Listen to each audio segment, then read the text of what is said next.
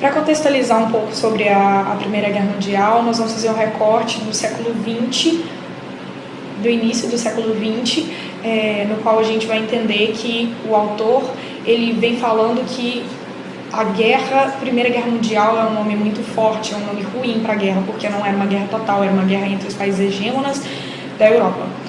Ferguson, ele faz uma citação falando que a Primeira Guerra Mundial foi o melhor erro da história moderna, porque ela resolve o problema que tinha sido delimitado para ser resolvido na Europa naquela época, que era que a Alemanha ela tinha muita influência sobre os países da Europa. O que não podia acontecer, porque isso reduzia significativamente a influência relativa dos demais países na Europa também. E é importante que a gente entenda que, na Primeira Guerra Mundial, antes de que isso acontecesse, ocorreu um conflito entre a Áustria-Hungria e a Sérvia, no qual a Áustria-Hungria ela foi humilhada diplomaticamente com o assassinato do arquiduque. Isso foi o estopim para a guerra, mas é mais importante ainda entender que a Áustria-Hungria ela era uma grande potência nos Balcãs e que, por ela ser uma grande potência, ela tinha um grande peso nas decisões. E, por ser uma grande potência, ela também era muito visada por outros países, como, por exemplo, a Rússia, que ela, anos antes, tinha sido, 5 anos antes, para ser mais precisa, ela tinha sido um pouco fracassada no conflito com a Bósnia, no qual ela tinha feito farinha de tudo que tinha sido construído, e nesse conflito muito sangrento, ela não tinha obtido sucesso. Ela queria afirmar o peso dessa forma, 5 anos depois, agora já quase ocasionando na Primeira Guerra, ela queria afirmar o seu poder, o seu peso de decisão no internacional. E dessa forma, a Rússia espanca a Áustria-Hungria. As potências da Europa, elas decididamente lutaram para manter e melhorar e prevenir o declínio delas no sistema internacional, na posição relativa quanto ao quesito poder, né, durante esse período. E na política internacional, eles também não tinham outra alternativa sem ser lutar. Eles tinham que lutar para poder garantir o seu espaço no sistema internacional. E eles sabiam, eles estavam conscientes o tempo inteiro de que aquilo que eles estavam fazendo era o máximo que eles conseguiriam e que isso poderia ocasionar um conflito que envolvesse a todos. Como todos nós entendemos, a guerra é a última ratio, ou seja, era a última instância e eles sabiam que eles iam entrar na guerra por conta disso. E tem um ponto que o autor ele fala que é importante ressaltar, que a guerra não foi fútil. Esse mito da futilidade tem que ser jogado por terra, porque a guerra ela funcionou para resolver o problema em questão, que era a influência da Alemanha na Europa. E a Alemanha, ela ficava quase que o tempo inteiro na defensiva e não na ofensiva. Mesmo assim, nós entendemos que um leva o outro. E nós podemos dizer que, apesar da Alemanha ter sido subjugada na Primeira Guerra, ela conseguiu se reerguer na Segunda. E, além disso, nós podemos classificar, apesar disso, a Segunda Guerra como inevitável desdobramento da Primeira Guerra Mundial.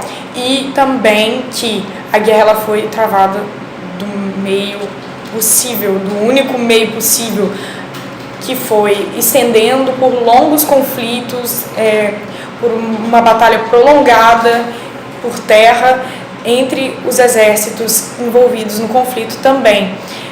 E o problema geral delas é que os generais eles recebiam essas ordens de travar batalhas e trazer vitórias que estavam além do pelotão deles e além do que eles conseguiriam fazer pela guerra, exceto se fosse por conflito prolongado, ou seja, seria uma fustigada completa, seria um esticado conflito ao máximo que pudesse.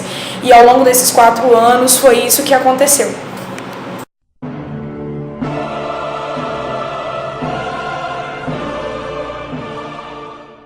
No capítulo 7, a gente vai dispor sobre como foi o curso da guerra e os motivos pelos quais a Alemanha foi derrotada no final dela. Sobre o curso da guerra, logo na introdução a gente começa a falar sobre a educação pela experiência. Bom, o autor fala que o papel da estratégia é direcionar as táticas e operações para avançar metas políticas e que a estratégia, no momento, ela estava sem nenhuma opção atraente. O que gerou a maior guerra do mundo para o autor foram os objetivos políticos que estavam muito extravagantes, ou seja, estava além do que ele conseguia, do que os políticos conseguiam fazer, e tinha um impasse tático muito grande. Então acabou gerando a maior guerra do mundo, até conhecido pela história.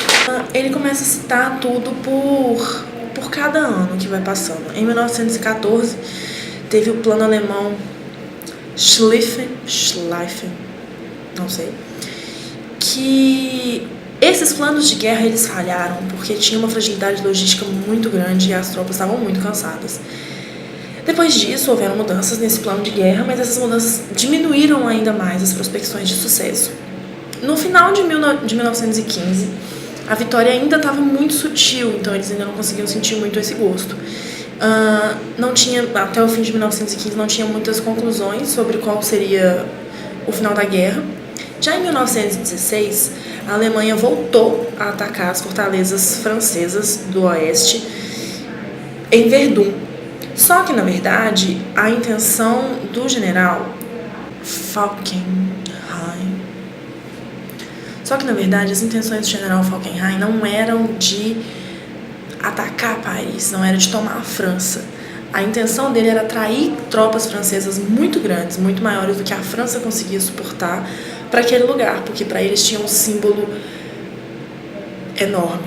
Aquela fortaleza tinha um símbolo muito grande, então a intenção dele era colocar muitas forças táticas lá, e aí faria com que o resto das tropas francesas ficassem fragilizadas.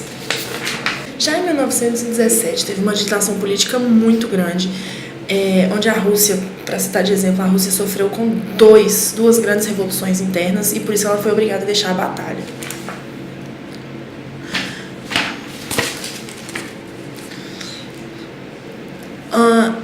O fracasso da Alemanha ele não se deu só pela guerra em si, mas por coisas fúteis de ataque, que eles não se preocupavam com a vida dos soldados, vamos assim dizer.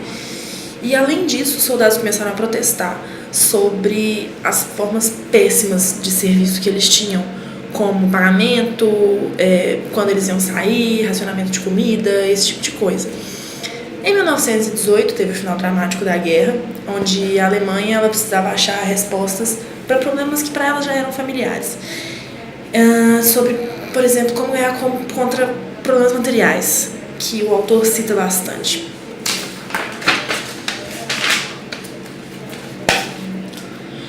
Ainda em 1918, ele cita o grande fracasso alemão pelo erro logístico dos ataques que eles possuíam. Eles eram logisticamente impossíveis, impraticáveis. E a Alemanha atacava em diferentes setores da linha dos aliados, sem nenhuma preocupação logística, sem nenhuma concepção estratégica, e isso acabou fazendo com que a Alemanha falhasse.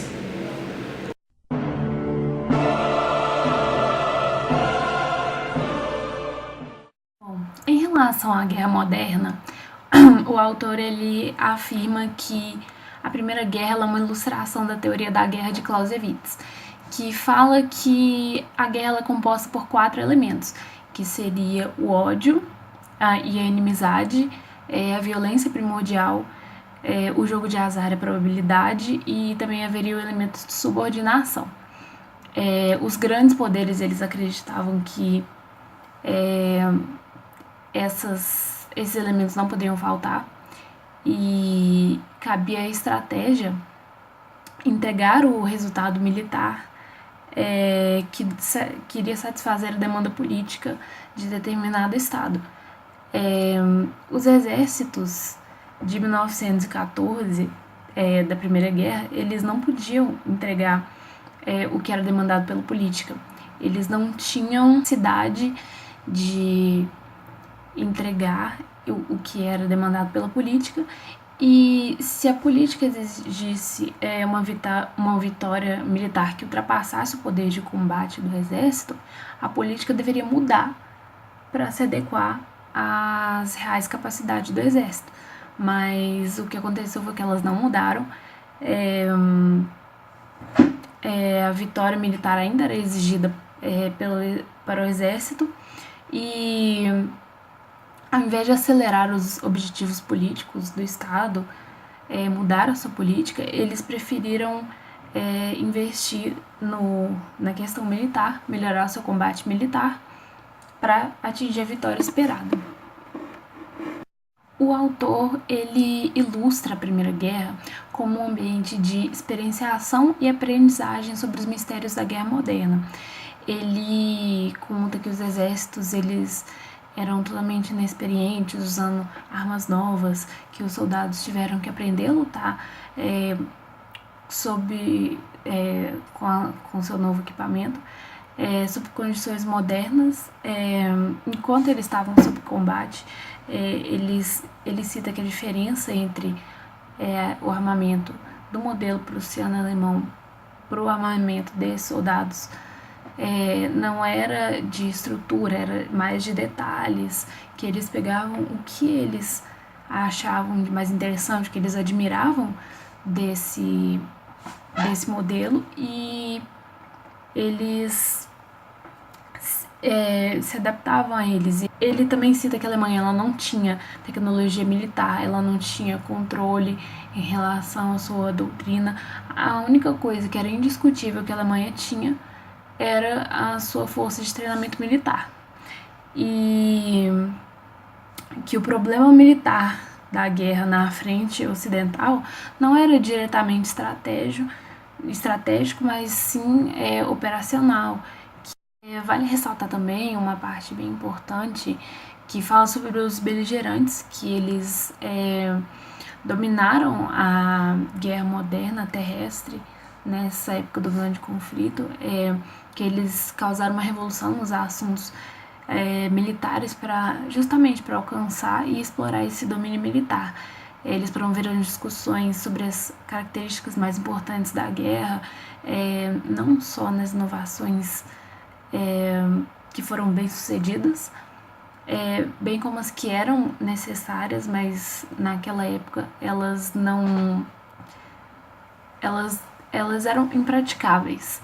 Não havia como promover essas melhorias naquela época.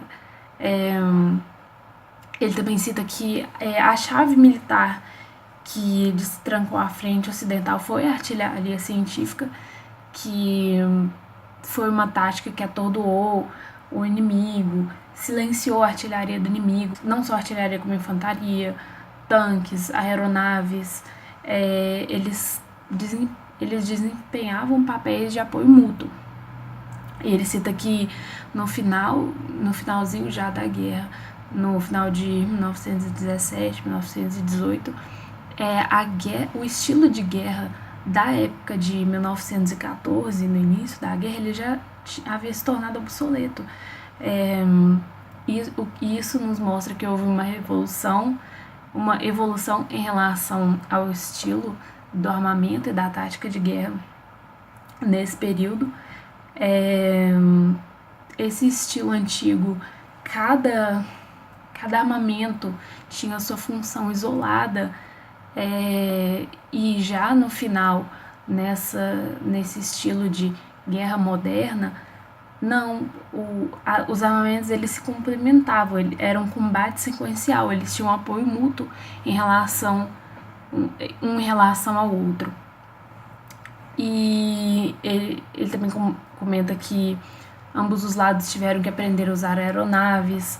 Isso tudo que eu estou citando são questões de inovações tecnológicas e estratégicas advindas desse grande conflito, que só veio a melhorar na questão do combate, que os limitantes de guerra que existiram desde o início permitiu que muitas coisas fluíssem e evoluíssem justamente por causa dessas limitações, como ele exemplifica que os comandantes e as suas tropas eles precisavam de comunicações rápidas e fáceis, e não existia rádio naquela época, telefone de campo não era viável naquela época, os soldados e os generais, os comandantes, eles não tinham uma fácil comunicação ela era passível de ser destruída, de perder comunicação. Os soldados eles tinham certa limitação para eles se movimentarem, para eles terem uma mobilidade dentro desses campos. Então o general ele não tinha conhecimento em tempo real de onde estariam os seus soldados, não tinha esse controle.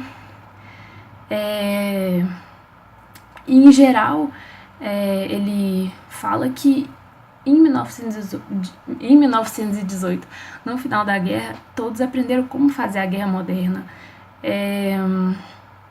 Claro, adaptado a cada estilo individual, nacional, inserido no contexto de cada um. Então, concluindo, o autor deixa bem claro que é comum você observar que o problema na Grande Guerra de 1914, ele foi um problema tático e não foi não operacional ou estratégico. Sim, sim, depois desse processo de aprendizado, evolução, todos aprenderam a praticar a guerra moderna.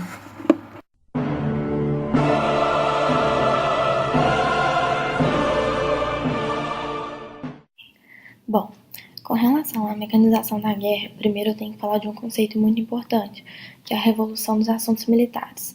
A sigla é RMA. É um conceito que diz respeito à teoria do futuro da guerra e normalmente está ligado ao tema da organização e estratégia, levando em consideração o impacto de novas tecnologias. Os soviéticos, na época, perceberam a transformação de como um produto da inovação tecnológica. Já Marshall, que é o do Departamento de Defesa americano, ele percebia que somente a tecnologia não seria suficiente para desencadear a mudança. E, inclusive, ele fala que havia uma necessidade de desenvolver novas doutrinas e táticas de organização para que novas armas pudessem demonstrar seu alcance real. E, então, a Revolução Militar seria uma transformação de grande importância nas relações entre Estado, sociedade, forças armadas, o que difere, no caso, de revoluções em assuntos militares, que ocorreria apenas no ambiente militar, que aí você direciona aí as novas formas de combate. Mecanizadas. Quanto à guerra terrestre, as revoluções dos assuntos militares são raramente pertinentes quanto ao problema e oportunidade apresentado pela mecanização das décadas de 20 e 30. Por quê? O alto custo de aquisição das forças mecanizadas e o dinamismo da inovação técnica, com relação às tomadas de decisões quanto à política externa e estratégica de um país ser essencialmente defensiva, quais seriam as melhores técnicas e doutrinas para um tipo mecanizado de ameaça exterior, dentre outros fatores. O fato principal é que durante as décadas de 20 e 30, os governos e seus estabelecimentos militares foram obrigados a tomar decisões sobre a mecanização militar em vista de uma incerteza profunda, que seria o caso de, além do fato da mecanização representar desafios complexos, como, por exemplo, questões orçamentárias, por ser muito dispendioso, forçava a ceder investimentos que seriam destinados à defesa em um período que, sim, se encontrava em grave restrição econômica. Havia ainda uma espécie de trade-off sobre investir de forma lucrativa na mobilidade oferecida pela motorização ou versus, ser militarmente envergonhado se as tropas transportadas por caminhão se encontrassem com veículos blindados no combate de um inimigo. Ou seja, não havia uma única doutrina definida para a guerra blindada, mas mesmo que houvesse, a maioria dos países não estaria em posição de explorar plenamente esse conhecimento, porque eles tinham como prioridade atender às suas necessidades e restrições iniciais. Não havia uma única doutrina definida para a guerra blindada, mas mesmo que houvesse, a maioria dos países não estaria em posição de explorar plenamente esse conhecimento, porque eles tinham como prioridade atender às suas necessidades e restrições iniciais. Vamos falar agora um pouco sobre o poder aéreo. Bom, em comparação com um tanque, a meio trilha, caminhões, os aviões possuem um potencial realmente inovador. A Primeira Guerra consumou uma aceleração do avanço técnico tático no ar, o que em 1919 já revelou, assim, inicialmente, aparentemente, a forma que as próximas guerras, o rumo que elas tomariam. Então, as escolhas entre as opções do aéreo exprimiam as diferenças de recursos, não só geograficamente, mas, assim, com relação às doutrinas de guerra do exército e da marinha. Então, houveram muitos momentos, por volta de 30, em que os governos britânicos e franceses ficaram intimidados com a ameaça dos ataques aéreos alemães em Londres e Paris. Mais tarde, os radares vieram diminuir o potencial efeito dessas forças de bombardeio alemão, mas eles não podiam negar que o medo do bombardeio estratégico desempenhou um papel muito significativo na tomada de decisão. A partir dali, o poder aéreo, tanto defensivamente quanto ofensivamente, era um instrumento muito temido por ambas as partes. Em contrapartida, é ilógico, aí já partindo para um outro poder, dizer que o medo do bombardeio teve um poderoso efeito estratégico no curso dos acontecimentos, em meados finais ali de 30 mesmo já, quando o submarino estrategicamente mais mortal não era tão temido quanto esses bombardeios aéreos. Então, ali por volta de 1940, as limitações operacionais do sonar foram percebidas. Então, houve ali um consenso internacional de que os poderes marítimos tinham um pouco a temer do submarino em futuras guerras. Por fim, a gente pode afirmar que houve uma revolução dos assuntos militares de mecanização entre as duas guerras mundiais. Então, as tecnologias de mecanização eram comuns a todos os principais estados nas suas condições, motivações estratégicas, elas diferiam. Havia também algumas incertezas sobre se a experiência de guerra poderia resolver mesmo o problema utilizando os tanques. Então, enquanto a tecnologia está mudando rapidamente, não se pode concretizar sobre doutrinas, uma vez que a data de uma guerra futura é totalmente desconhecida, ela pode acontecer de forma imprevista. Então, tudo isso como resultado levou então ao encorajamento internacional ao estabelecimento de políticas de apaziguamento.